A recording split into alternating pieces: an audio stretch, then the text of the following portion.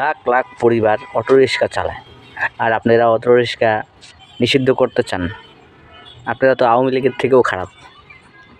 এটা ঠিক হবে না। অনেক অনেক লাখ লাখ মানুষের গরিবের পেটে লাথি মারা আপনাদের এটা কাজ হতে পারে?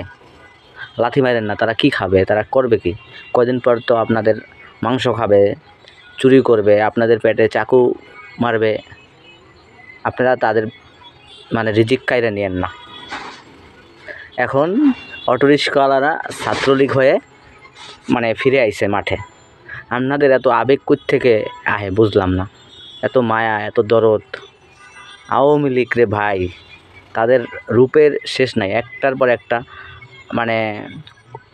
এখন আইসে অটোরিক্সা হইয়া, আবার কদিন আইছিল ওই লীগ সেই লীগ ওই সেই, একটার পর একটা নিয়া তারপর হাজির হয়। ক্ষমতায় আর আইতে পারবা না তোমরা। বিগত 50 বছর 100 বছরেও ক্ষমতা আইতে পারবা না। রিক্সাওয়ালাদের জন্য তোমাদের দরদ হয়?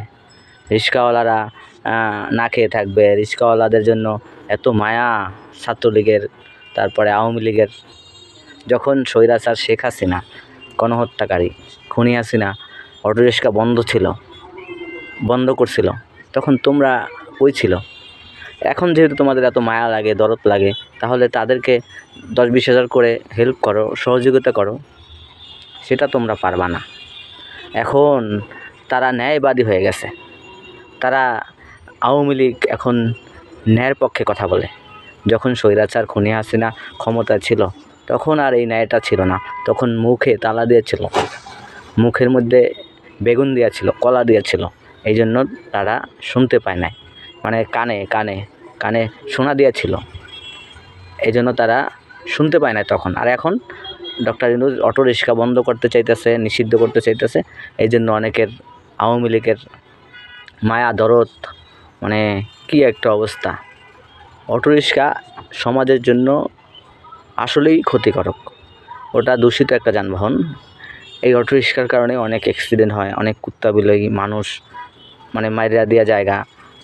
এরা আসলে এই ঢাকার শহরটারে পুরা জ্যামজট লাগাই দিছে। পুরা ঢাকার শহর জ্যামজট। সরকার পতন হওয়ার পরে অটোরিক্সার কারণে ঢাকার শহরের কোনো অলি-গলি এলাকা, আশেপাশে রাস্তাঘাট সব যানজটে ভরে থাকতো। যে জায়গায় লাগতো 10 মিনিট, সেই জায়গায় লাগতো 1 ঘন্টা, 1.5 ঘন্টা, এরকম অবস্থা। এখন আস্তে আস্তে অটোরিক্সায় উঠাই দিছে, রাস্তায় চলতে দিতেছে না, ধরতেছে। এই কারণে এখন দেখেন পুরা যানজট মুক্ত, এখন কোনো যানজট নাই। আওয়ামী লীগের এই মায়া কান্নায় কোনো লাভ হবে না। তোমরা এখন প্রতিবাদ করো, হক কথা বলো। হ্যাঁ, বিগত 17 বছর কোথায় ছিলা? ইন্দুরের গাথায়, না তোমার মায়ের গাড়ার মধ্যে, মোদির ইয়ের মধ্যে ছিলা তোমরা? হ্যাঁ, এখন আইসো দরদ দেখাইতে।